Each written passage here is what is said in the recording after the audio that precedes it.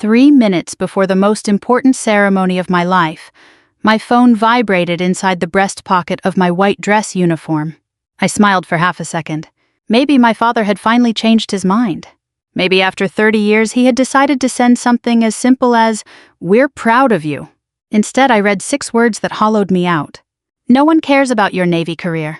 Then came another sentence. "Don't expect us to waste another weekend pretending to be proud." I stared at the screen until the words blurred. Outside the dressing room, I could already hear the muffled sounds of sailors taking their seats.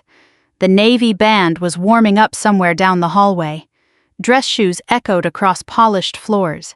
The ceremony would begin in only a few minutes. I slipped my phone back into my pocket without replying. There wasn't anything left to say.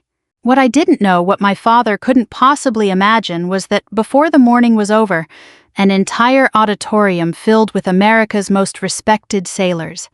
Special warfare veterans, commanders, and families would rise in complete silence as I entered the room.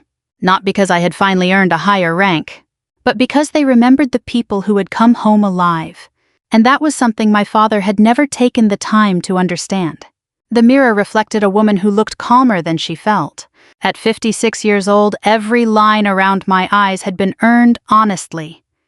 Years of deployments under relentless sun.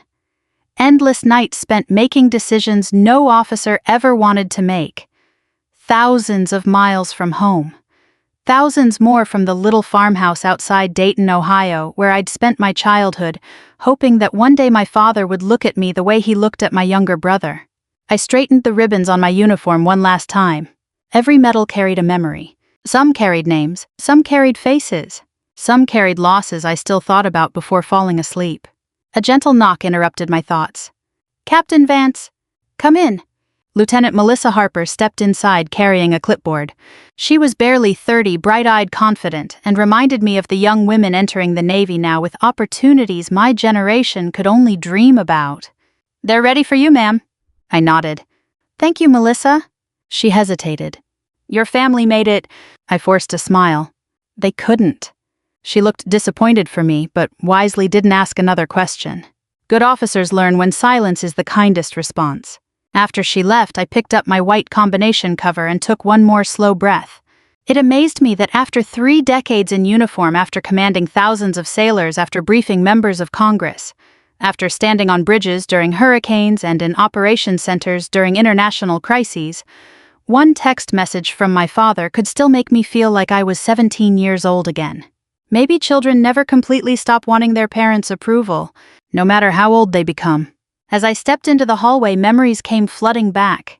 I could still hear my father's voice the day I received my appointment to the United States Naval Academy. "A girl doesn't belong in the Navy." He hadn't shouted. That almost made it worse. He'd said it the way someone comments on the weather, as if it were simply a fact everyone already knew. My mother stood beside the kitchen sink, drying dishes. She didn't disagree. She didn't agree.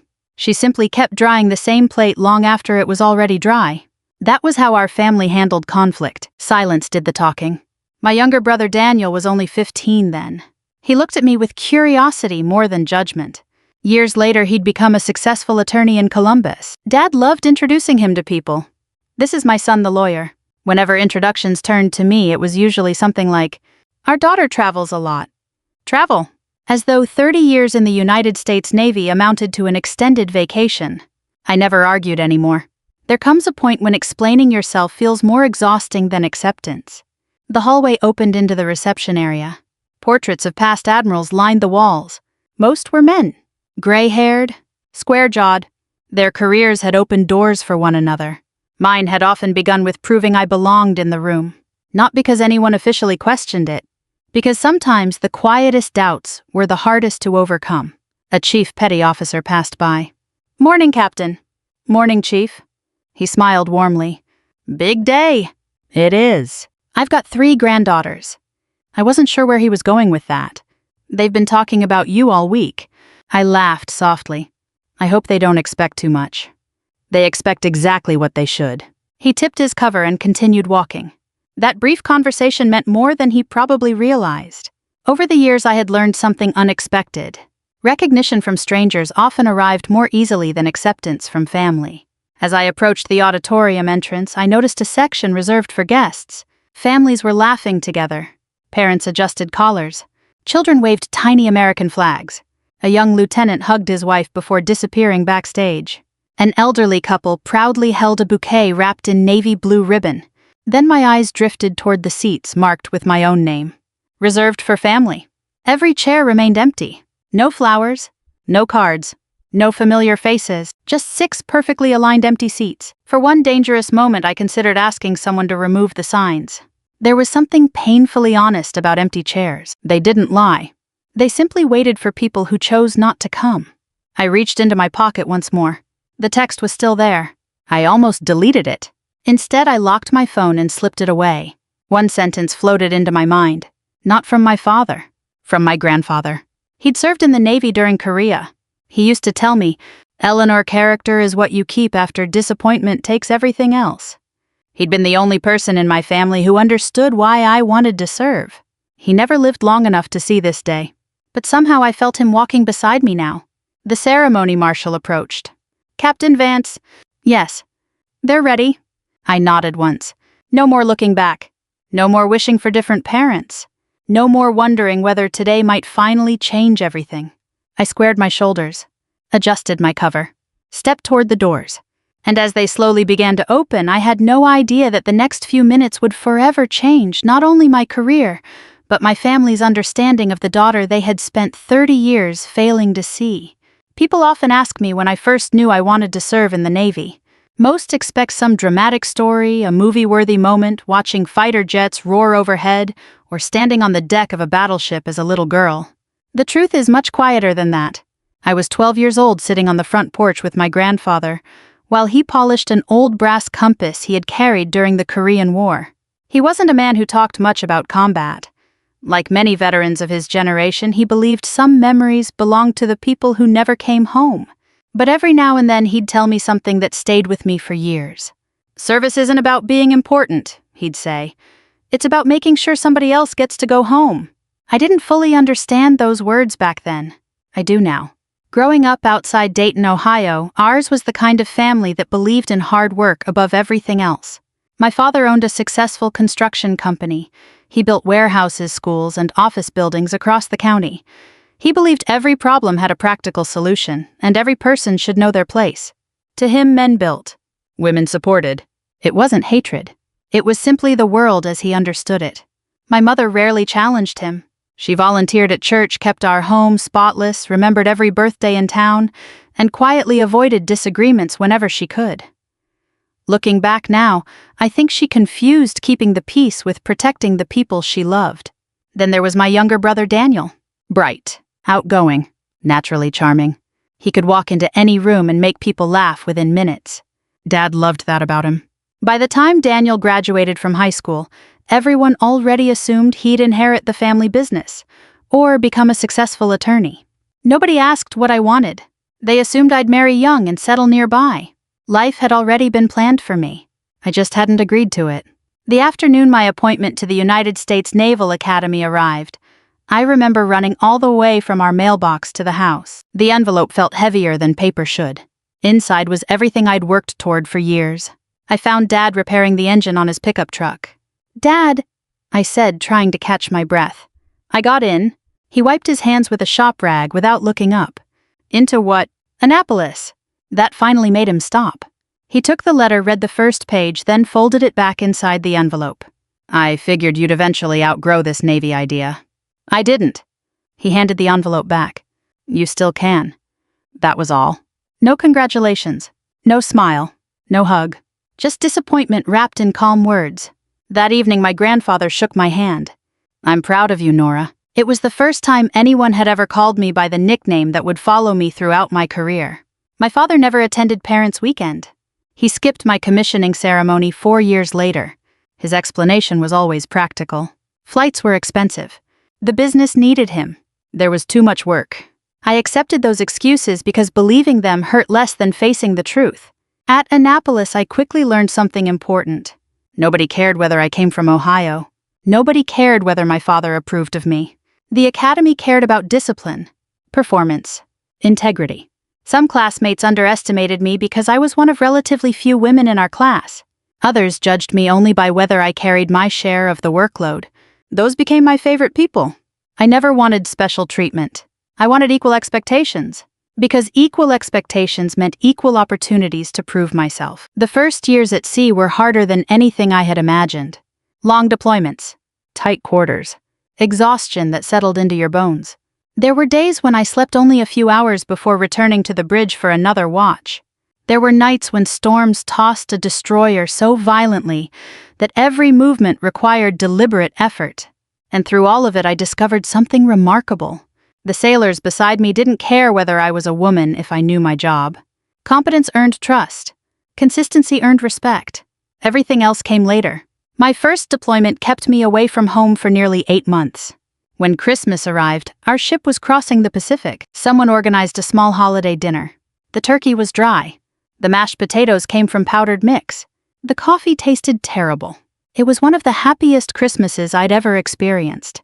Because everyone around that table understood sacrifice. A few weeks after we returned, I drove back to Ohio. Daniel had just been promoted at the law firm where he'd started working. Dad invited nearly 40 people to celebrate. Neighbors, clients, church friends, even distant cousins. When I walked into the house wearing my service khakis, conversations paused for only a second before continuing. Dad introduced Daniel proudly. "My son just made junior partner." Then he glanced toward me. "Oh, Nora's home for a few days." That was my introduction. No mention of the deployment. No questions about where I'd been. No curiosity about the people I'd served with. I stayed through dinner because Mom asked me to. On the drive back to Virginia, I finally admitted something to myself. I could spend the rest of my life chasing approval that might never come. Or I could spend it becoming the officer my sailors deserved. That decision changed everything. Years passed. I served aboard guided missile destroyers. Later, I commanded one. I helped coordinate humanitarian relief after hurricanes devastated communities along the Gulf Coast. I worked alongside the Coast Guard after catastrophic flooding. I spent countless hours inside operations centers where every decision affected real people with real families waiting back home. Eventually, I moved into assignments involving joint operations, planning, coordination, logistics, supporting special operations forces without ever seeking recognition for the work behind the scenes. Our names rarely appeared in headlines. That wasn't the point. Success meant the mission ended quietly because everyone came home safely. During one deployment, a young petty officer knocked on my cabin door after midnight. His wife had gone into labor unexpectedly. Because of communication delays, he'd only learned about it hours later. He looked completely defeated. I couldn't bring him home. The ship was too far away. But I sat with him until sunrise. Sometimes leadership isn't solving impossible problems. Sometimes it's refusing to let someone carry heartbreak alone. Years later, that same sailor mailed me a Christmas card. Inside was a photograph of his daughter. On the back, he had written, "Thank you for reminding me that good leaders never stop caring when the paperwork ends." I kept that card. Not because it praised me, because it reminded me why I stayed. Over the years, promotions came steadily. Lieutenant Commander. Commander, Captain. Each new assignment carried greater responsibility and longer hours. My parents acknowledged each promotion with polite text messages that usually ended with, "Take care." Daniel's achievements still brought family dinners, newspaper announcements, and framed photographs in the hallway back home. Oddly enough, I stopped feeling jealous. Life aboard ships teaches you something simple. Resentment is heavy. Duty is already heavy enough. Somewhere along the way, the sailors under my command stopped calling me Captain Vance when we spoke privately.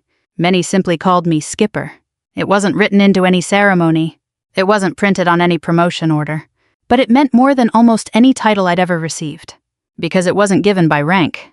It was earned through trust. By the time I finished remembering those years, I was standing just beyond the auditorium doors in Coronado. Inside, hundreds of people waited. Most of them knew only the officer I had become. Very few knew the daughter I had once been. In just a few moments, those two lives were about to collide in a way none of us could have imagined.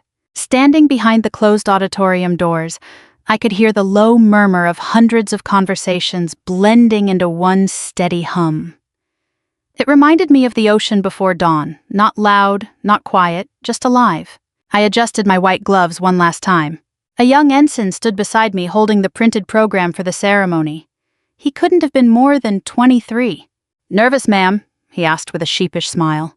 I laughed softly. If I said no, I'd be lying. He nodded. "My wife says that's why people trust you." I looked at him. "Because I get nervous, because you admit it." Before I could answer the ceremony, Marshall gave us a small nod. "It's time." The doors swung open. The Navy band stopped playing. For one brief second, everything became perfectly still. I stepped inside. The auditorium at Naval Amphibious Base Coronado was filled nearly to capacity. Sunlight streamed through high windows overlooking San Diego Bay, casting soft light across rows of white uniforms and dark business suits. Near the front sat Gold Star families whose loved ones had never returned from war. Retired Master Chiefs, young officers, civilian defense leaders, commanders from across the Pacific Fleet, several members of Congress, representatives from the Department of Defense, and many faces I hadn't seen in years. Some had served under me. Others had served beside me. A few had once outranked me. Now every eye in the room followed me toward the stage. The ceremony officer's voice echoed clearly. "Attention on deck." Every person rose together. It was military protocol. Nothing unusual. I expected nothing more. As I walked toward my seat, I noticed familiar faces scattered throughout the audience. Captain Luis Martinez. We had commanded destroyers in the 7th Fleet together nearly 15 years earlier. Rear Admiral Susan Chambers. One of the first women I had ever met who showed me leadership didn't need to be loud to be powerful. Master Chief Daniel Brooks. He'd spent 28 years in uniform and still looked capable of running circles around officers half his age. Each gave me a small smile. No words. None were necessary. The ceremony began with the presentation of colors, the national anthem, an invocation from the Navy chaplain. Then the master of ceremonies welcomed everyone. He spoke about leadership, service, responsibility, the usual words heard at promotions. But then he paused. "Today," he said, "we honor a career measured not merely by rank achieved, but by lives influenced." I lowered my eyes. Praise always made me uncomfortable. My career had never felt like my own. It belonged to every sailor who trusted me. The citation began. It covered 30 years in less than 10 minutes. Annapolis. Surface warfare. Command at sea. Humanitarian operations after Hurricane Katrina. International anti-piracy missions in the Gulf of Aden. Joint command assignments. Pacific Fleet leadership. Strategic planning. Partnerships with allied navies. The words sounded almost unreal, because behind every polished sentence lived memories far messier than official language could ever describe. Then the speaker reached one operation. The room grew noticeably quieter. During a multinational rescue operation in the Arabian Sea, immediately I knew which mission he meant. I hadn't thought about that night in years. A Navy special warfare element conducting maritime interdiction had encountered rapidly changing conditions far beyond what anyone expected. Communications became unreliable. Weather deteriorated. Air support had limited visibility. Ships were operating across a wide area. At the time, I was serving as the senior operational commander coordinating naval assets supporting multiple missions simultaneously. No dramatic heroics, no movie moments. Just thousands of pieces of information arriving faster than anyone could process. The kind of night every commander hopes never comes. The citation continued. Captain Vance coordinated naval aviation surface assets, intelligence support, and emergency medical evacuation under rapidly changing operational conditions. I remembered staring at glowing screens for hours, listening to overlapping radio traffic, watching weather reports worsen, making decisions knowing every minute mattered. One helicopter launch, one course correction, one additional destroyer repositioned, one medical team placed on standby. None of those decisions seemed extraordinary at the time. They were simply the next right decision. The speaker's voice remained steady. Those actions contributed directly to the successful recovery of 12 Navy SEAL operators and support personnel without loss of life. Silence settled over the room. Not dramatic silence. Respectful silence. I looked toward the front rows. Several retired SEALs sat together. Older now. Gray hair. Reading glasses. Bad knees that years of service had left behind. One of them caught my eye. Commander Jack Hollis. We hadn't seen each other in nearly 12 years. Back then, he had led the Special Warfare Task element during that operation. He gave me the smallest nod, a gesture almost invisible to anyone else, yet it carried 30 years of shared understanding. The citation concluded. I expected polite applause. Instead, something happened that no one had planned. Commander Hollis slowly stood. He wasn't following protocol. The ceremony wasn't over. For a moment, I wondered whether something was wrong. Then he raised his hands and began applauding. The retired SEAL beside him stood as well. Then another. Within seconds, the entire row was on its feet. Not because rank demanded it. Because memory did. Their applause wasn't loud at first. It was deliberate. Personal. One by one, retired chiefs stood. Then aviators. Then Marines. Then sailors from commands I'd led years before. The movement spread naturally across the auditorium until nearly everyone was standing. No announcement instructed them. No officer ordered it. I looked around in disbelief. Faces blurred through unexpected tears. I saw young sailors applauding veterans. Veterans applauding shipmates. Families applauding people they had never met. The applause continued far longer than military ceremonies usually allowed. Across the aisle, I noticed Melissa Harper quietly wiping away tears. Behind her, Master Chief Brooks smiled proudly. Then I saw something that nearly broke me. Commander Hollis placed his hand over his heart. He wasn't applauding an admiral. He was remembering the night 12 families almost received a knock on their front doors. When the applause finally faded, the auditorium became so quiet I could hear my own breathing. A 4-star admiral stepped toward me. Admiral Rebecca Morgan had spent 40 years in uniform. She had mentored countless officers, including me. She removed the silver stars from the velvet presentation case. For a brief moment, her hands rested lightly on my shoulders. Then she pinned each star carefully onto my collar. She stepped back and smiled. Just loudly enough for those closest to hear, she said, "You never chased rank, Nora." She paused. "You carried people first. The rank simply caught up." I swallowed hard. There are moments in life when words fail because the heart is carrying too much. This was one of them. As the audience settled back into their seats, I had no idea that somewhere near the rear of the auditorium, a young lieutenant had quietly recorded the standing ovation on his phone. He simply wanted to show his wife what genuine respect looked like. Neither of us could have imagined that before sunset, millions of people would see those few unforgettable minutes. Least of all the man who had texted me that morning that no one cared about my Navy career. The promotion ceremony ended the way most military ceremonies do. People shook hands. Photographs were taken. The Navy band played softly in the background while families embraced their loved ones. I spent nearly 2 hours greeting people I hadn't seen in years. Some had been young ensigns when I first met them. Now they were commanders with gray hair beginning to show around their temples. Others introduced me to their spouses, their children, even their grandchildren. One retired chief handed me a folded photograph. "I've been carrying this for years," he said. It showed the crew of USS Milius standing shoulder to shoulder on the flight deck after a deployment. The edges were worn from being handled so often. "You remember this day?" he asked. "I do." He smiled. "My grandson starts boot camp next month." I looked at the teenage boy standing beside him. Nervous, excited, trying to stand a little straighter in front of a Navy officer. The chief placed a hand on the young man's shoulder. I wanted him to meet the skipper who taught me that leadership isn't about being the loudest person on the ship. I laughed. I wasn't always quiet. He grinned. "No, ma'am. We all remember that engine room inspection." Everyone laughed. Moments like that mattered more to me than speeches. Not because they celebrated my career, because they reminded me that leadership lives on in other people. Eventually, the crowd began to thin. Melissa Harper walked over carrying a small garment bag. "I've got your service code, Admiral." The word still sounded unfamiliar. "Thank you." She hesitated. "You might want to look at your phone." I raised an eyebrow. "Why? You've received a few messages." "A few." She smiled. I stopped counting after 80. I finally reached into my pocket. The screen was filled with notifications. Text messages, emails, voicemails, messages from officers stationed overseas, former sailors, people I hadn't heard from in 20 years. Then I noticed something unusual. A message from Captain Luis Martinez. "Have you seen the video?" Another from an old commanding officer. "The whole fleet is talking about it."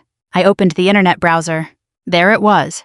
Someone had uploaded a short clip of the standing ovation. The title was simple. "Retired SEALs honor Navy captain during promotion ceremony." Within a few hours, it had already been shared thousands of times. Not because people were celebrating me. The comments focused on something else entirely. "You can't fake respect like that." Watch the faces of the SEAL veterans. This tells you everything you need to know about her leadership. Nobody stands like that unless they've lived through something together. I closed the phone. Praise has always made me uncomfortable. The internet has a way of turning ordinary people into symbols. I wasn't interested in becoming one. By the time my flight landed in Norfolk that evening, the video had spread far beyond military circles. Local television stations had picked it up. Veterans organizations were sharing it. Military podcasts were discussing it. The story wasn't about the promotion. It was about the unusual standing ovation. Most people understood military protocol well enough to recognize that something genuine had happened after the official ceremony. What I didn't know was that nearly 700 miles away in our hometown outside Dayton, Ohio, someone else had just seen it. My father. According to my mother, it happened the following morning. Dad always started his day the same way. 5:30. Coffee. Local newspaper. Then breakfast at Miller's family restaurant before heading to the construction office. Routine had always been his comfort. That morning, however, routine disappeared. He had barely sat down at his usual booth when Frank Dawson walked over. Frank was a retired Marine who had become one of Dad's regular breakfast companions after both men reached retirement age. Frank held up his phone. "Tom." Dad looked up. "Morning." "I didn't know your daughter was in the Navy." Dad shrugged. "She's been in for years." Frank stared at him. "She's not just in the Navy." Dad frowned. "What do you mean?" Frank turned the phone around. The video began playing. Dad watched silently. He saw me entering the auditorium. He heard the applause. He watched row after row of decorated veterans rise to their feet. When Admiral Morgan pinned the stars onto my uniform, Frank quietly said, "Tom, I served 31 years. Dad didn't answer. Frank continued, "I've attended hundreds of promotion ceremonies." He pointed toward the screen. That part wasn't ceremony. Dad kept watching. When Commander Jack Hollis placed his hand over his heart, Frank whispered, "Those men are thanking her." For the first time in many years, my father had nothing to say. The calls started before lunchtime. One came from the mayor's office, another from his church, several from longtime customers. People who had known our family for decades. Every conversation sounded nearly the same. "We had no idea." "You must be proud." "Your daughter has had an incredible career." One elderly neighbor left a voicemail that my mother later repeated to me almost word for word. "I remember Eleanor riding her bicycle past our farm wearing that little toy sailor hat." A pause. "I guess she never stopped serving." Even Daniel called. My brother wasn't an emotional man. Like Dad, he preferred facts over feelings. But according to Mom, he sounded genuinely surprised. I looked her up. "You know she has a Bronze Star," Dad answered quietly. I didn't. "She's commanded thousands of sailors." I didn't know. "She briefed congressional committees." Silence. I didn't know. For 30 years, my father had believed he understood my life. In reality, he had known almost nothing about it. That evening, my parents sat together in their living room. The television replayed a short news segment. There was the familiar footage again. Rows of veterans standing. The narrator explained that many attending had previously served with me during humanitarian missions, fleet operations, and joint task force assignments. Then the reporter interviewed Commander Hollis. He spoke calmly. "No one stood because Eleanor Vance became an admiral." He smiled. "We stood because years ago, when everything was falling apart, she never stopped looking for ways to bring people home." The interview lasted less than a minute. It changed something inside my father. Not instantly. People rarely change instantly. But the certainty he had carried for decades began to crack. He had spent years measuring success by visible things. Money, business growth, awards, status. The people on television weren't talking about any of those. They talked about trust, responsibility, character. Words my grandfather had once tried to teach both of us. The following afternoon, I was unpacking boxes at home in Virginia Beach when my phone vibrated again. This time it was my mother. Not a text. A voicemail. Her voice sounded older than I remembered. "Nora?" She stopped for several seconds before continuing. "I watched the ceremony." Another pause. "I don't think your father and I ever understood what your life really became." Her breathing caught slightly. "I'm sorry for that." The message ended without asking for anything. No excuses, no explanations. Just silence. I listened to it 3 times. Then I set the phone down on the kitchen counter. Outside waves rolled steadily onto the Virginia Beach shoreline, just as they had the day before and the day before that. Some wounds arrive suddenly. Others take decades to reveal themselves. Standing alone in my quiet house, I realized something unexpected. The standing ovation hadn't been the beginning of my greatest victory. It had simply opened a door that had been locked for 30 years. Whether anyone would walk through it, I still didn't know. The voicemail sat on my phone for nearly a week before I listened to it again. Not because I was angry. Anger had burned itself out years earlier. What remained was something quieter. Caution. Experience had taught me that one emotional moment didn't erase 3 decades of disappointment. People could be moved by a video. Changing a lifetime of habits was something else entirely. Life returned to its usual rhythm.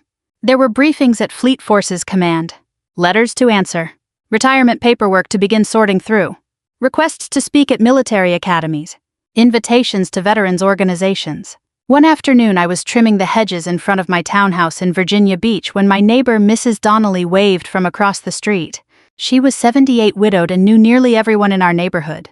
"You've had television trucks driving by all week," she teased. I was beginning to think I lived next door to a celebrity. I laughed. "I assure you they're gone," she smiled knowingly. "No, dear.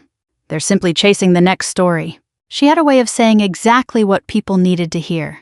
Before I could answer, I noticed a dark sedan turning slowly into the driveway. It wasn't military. It wasn't government. The license plate was from Ohio. For a moment, I simply stared. The driver's door opened. My father stepped out first. He looked smaller. Not physically. Time had quietly taken some of the certainty from his posture. His hair, once dark and thick, was almost completely white. When had that happened? My mother climbed out a few seconds later. She clutched her purse with both hands the way she always did when she was nervous. Neither of them moved. Neither did I. Mrs. Donnelly glanced between us. "I'll leave you folks alone." She quietly disappeared inside her house. The silence felt impossibly long. Finally, Dad cleared his throat. "Hello, Nora." "Hello." We were in the area. I almost smiled. Virginia Beach was nearly 600 miles from Dayton. People didn't accidentally end up in the area. Mom gently touched his arm. "Tom." He nodded. "We came to see you." I walked toward them. For one strange moment, none of us knew whether to shake hands, hug, or simply keep standing where we were. In the end, I opened the front door. "You'd better come inside." My home wasn't large. After 30 years in the Navy, I had never cared much about owning a big house. Most of my career had been spent living aboard ships in government quarters or in temporary housing between assignments. The townhouse overlooked a quiet canal that emptied into the Chesapeake Bay. Nothing extravagant, just peaceful. Mom slowly looked around the living room. I expected... She stopped herself. "What?" "I don't know." "Something bigger." I smiled. "I've spent enough years cleaning staterooms. This feels luxurious." Dad said nothing. His eyes moved slowly across the room. There were no expensive paintings, no designer furniture, no display cases filled with medals. Instead, the walls held photographs, crew photographs, change of command ceremonies, holiday dinners aboard ship, group pictures taken after humanitarian missions. One wall held framed letters instead of decorations. Mom stepped closer. She read one quietly. "Admiral Vance." She corrected herself with a small smile. "Captain Vance, thank you for making sure my husband came home after Hurricane Katrina. Our daughter graduated from college last month. She never would have had her father there without leaders like you." Mom covered her mouth. There were dozens more. Handwritten notes, Christmas cards, graduation announcements, wedding invitations. Not from politicians, not from famous people, from ordinary families. Dad walked into my study. Against one wall stood several carefully arranged shadow boxes. Inside each were command pins, challenge coins, patches, and folded flags. One flag carried a brass plate, presented in appreciation for extraordinary leadership. Dad reached toward it but stopped before touching the glass. "I didn't know you kept all this." "I didn't keep it because it honored me." He looked at me. "I kept it because each one reminds me of people." He nodded without speaking. Around noon, I offered to make sandwiches. Mom insisted on helping. It was the first time we'd prepared food together in years. She stood beside me slicing tomatoes. Quietly, she said, "I used to save every newspaper clipping about you." I stopped. "You did," she nodded. "I never knew how to show your father." "You could have shown me." Tears filled her eyes. "I know. I've thought about that every day since watching the ceremony. I wanted to comfort her. Instead, I simply squeezed her hand. Sometimes forgiveness begins before words ever do. The doorbell rang. I wasn't expecting anyone. When I opened it, Commander Jack Hollis stood outside wearing jeans, a navy baseball cap, and carrying a pie. His wife Linda smiled beside him. We were in Virginia Beach visiting our granddaughter. Jack lifted the pie. Linda insisted nobody should interrupt lunch empty-handed. I laughed. You picked excellent timing. As they stepped inside, Jack suddenly stopped. He noticed my parents standing in the dining room. Oh, I'm sorry. I didn't realize. I introduced everyone. Dad, Mom, this is Jack Hollis. Dad, Jack retired after 30 years with Naval Special Warfare. Jack immediately extended his hand. Sir. Dad shook it. I've heard a lot about you. Jack smiled. I imagine that's impossible. Dad looked uncomfortable. I actually haven't heard enough. For a brief moment, nobody spoke. Then Jack looked at me. You still make coffee strong enough to wake the dead. Only on weekdays. Good. I was worried retirement had softened you. Everyone laughed. The tension eased. Over lunch, the conversation drifted naturally toward old deployments. Funny stories. Mechanical failures. Practical jokes aboard ship. Mom laughed harder than I'd heard in years. Finally, Dad asked the question that had obviously been weighing on him. The ceremony. Jack looked up. Yes. Were all those men really standing because of Nora? Jack didn't answer immediately. Instead, he leaned back in his chair. You know what I remember most? Dad waited. It wasn't the rescue. It was what happened afterward. He turned toward me. We got back aboard the ship exhausted. My guys were filthy. Some were injured. One had a broken arm. Nora met every helicopter personally. Dad listened without moving. Jack continued. She didn't ask about reports. She didn't ask who deserved credit. She asked one question. He smiled at me. Is everyone accounted for? I remembered. Barely. Jack nodded. When someone answered yes, she finally sat down. I've never forgotten that. He looked directly at my father. Sir, I've served under officers who wanted medals. I've served under officers who wanted promotions. He pointed gently toward me. Your daughter wanted everyone to go home. The room became very quiet. Jack spoke one final sentence. There are 12 families who still celebrate Thanksgiving together because of decisions she made that night. Dad lowered his eyes. His hands trembled slightly. For the first time in my entire life, I watched my father struggle to find words. When he finally spoke, his voice was barely above a whisper. I never understood what she was carrying. No one answered. Because there was nothing left to explain. For 30 years, my parents had judged my career by the uniform I wore. Now, sitting around my kitchen table, they were beginning to see the lives hidden behind it. Jack and Linda left just before sunset. As I walked them to the front door, Jack gave my shoulder a gentle squeeze.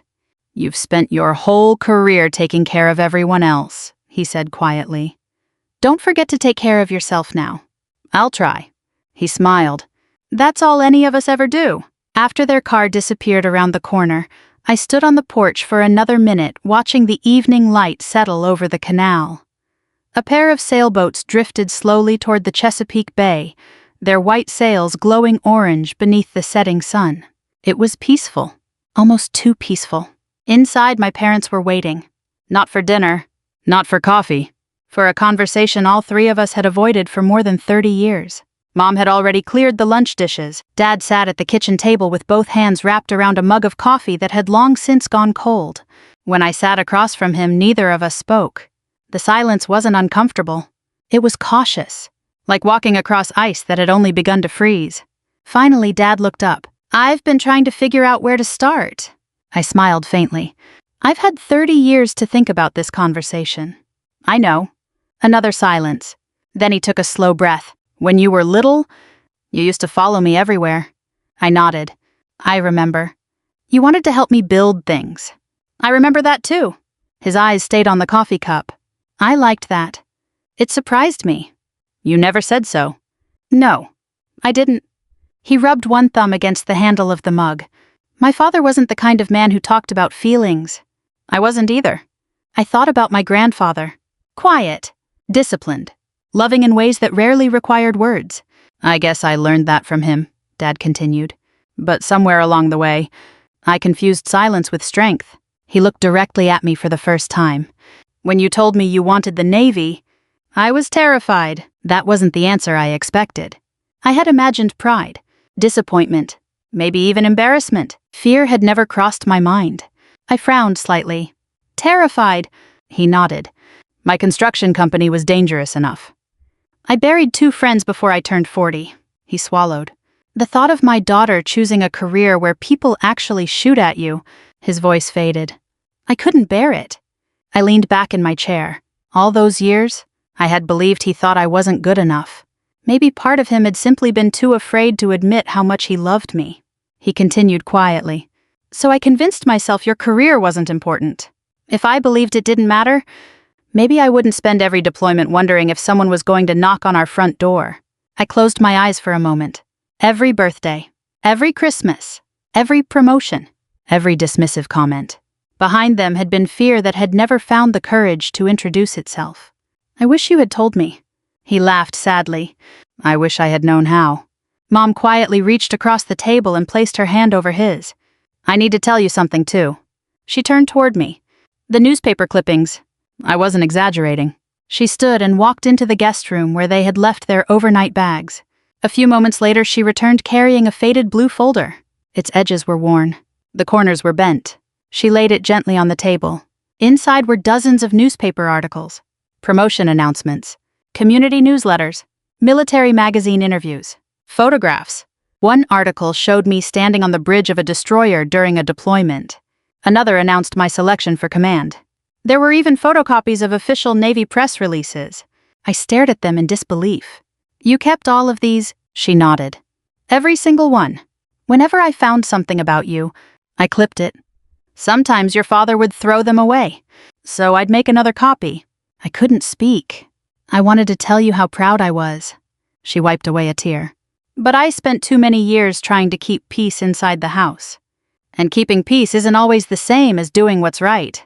I reached across the table and took her hand. You don't have to apologize for loving me. I should apologize for not showing it. Dad slowly opened the blue folder. Near the bottom lay an old photograph. I immediately recognized it. It had been taken the day I graduated from Annapolis. I was smiling, standing beside my grandfather. The space where my parents should have been looked painfully empty. Dad studied the picture for a long time. I've never forgiven myself for missing this. I looked at him carefully. Why didn't you come? He answered with complete honesty. Because I thought if I stayed home, you might still change your mind.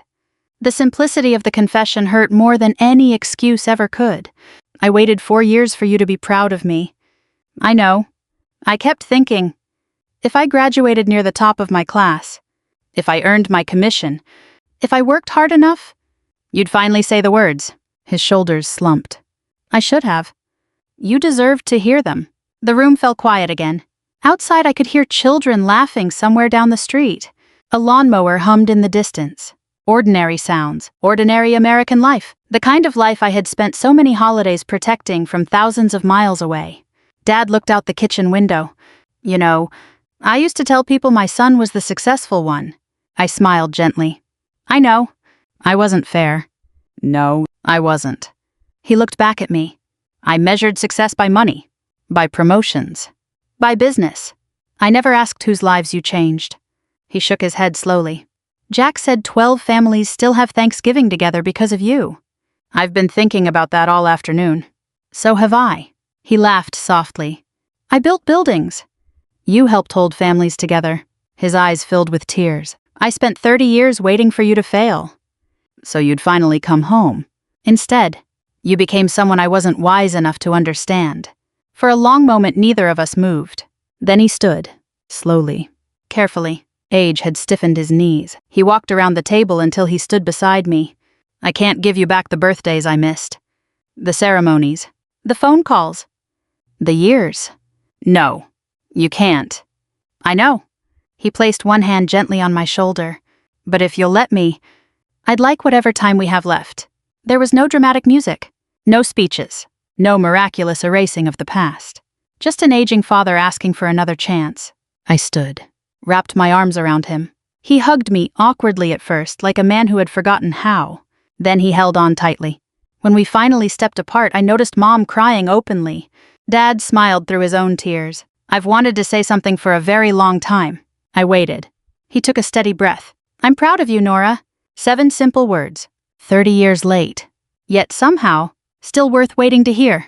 That night, after my parents had gone to bed, I sat alone on the back porch, listening to the water lap gently against the dock. The hurt hadn't disappeared. Some scars never do. But for the first time since I was a young woman standing in my parents' kitchen with an acceptance letter from Annapolis, I felt something I hadn't expected to feel again. Not victory. Not revenge. Peace. And somehow peace felt like the greater triumph. 3 years passed faster than I expected. Retirement has a strange way of changing your sense of time. For 30 years, my life had been measured in deployments, transfer orders, inspections, and mission schedules. Every calendar revolved around the needs of the Navy.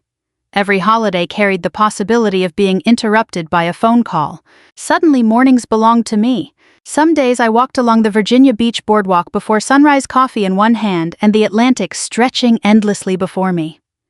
Other mornings, I volunteered at a local veterans center helping retired service members navigate paperwork that often felt more exhausting than anything they'd faced in uniform.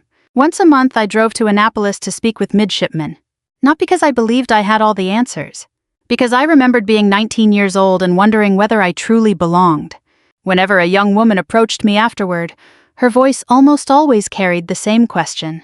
How did you keep going when people doubted you? I never answered the way they expected. I stopped trying to prove them wrong, I'd say. I started trying to be useful. That usually surprised them. But it was true. The day I stopped chasing approval was the day I finally became the leader my sailors deserved. Retirement from the Navy isn't simply the end of a career. It's a farewell to an entire way of life. Mine was held at Naval Station Norfolk on a warm September afternoon. The ceremony wasn't grand because of rank. It was meaningful because of the people. Old shipmates traveled from California. Retired chiefs flew in from Texas. Former sailors came from Washington State, Florida, Maine, and even Hawaii. Several officers brought their children. One young lieutenant quietly told me, "My daughter wanted to meet the first female admiral she's ever remembered seeing." I knelt beside the little girl. She couldn't have been more than 8. She stared at my medals with wide eyes. "Were you scared?" she whispered. I smiled. "Almost every day." She looked confused. "But you still did it." "I did. My grandpa says brave people aren't scared." I glanced toward her grandfather, who smiled apologetically. Then I looked back at her. "Your grandpa's brave. But here's a secret. Sometimes courage is just doing the right thing while your knees are shaking." She thought about that very seriously. Then she nodded. "I think I can do that. So can I answered. As guests filled the auditorium, I quietly looked toward the front row. This time, every seat reserved for my family was occupied. My mother sat beside my father, who now walked with a polished wooden cane. Age had slowed him. The stubbornness remained. So did the quiet determination that I had inherited from him. Beside them sat Daniel and his wife. His teenage son wore a Navy Junior ROTC uniform. When he caught me looking his way, he gave me a crisp salute. I returned it with a smile. Later, Daniel admitted his son had been practicing that salute in the mirror for weeks. Life has a remarkable sense of humor. The family that once dismissed military service now argued over who would arrive earliest for Navy ceremonies. The retirement ceremony unfolded with familiar traditions. The Navy band performed beautifully. The chaplain offered a thoughtful prayer.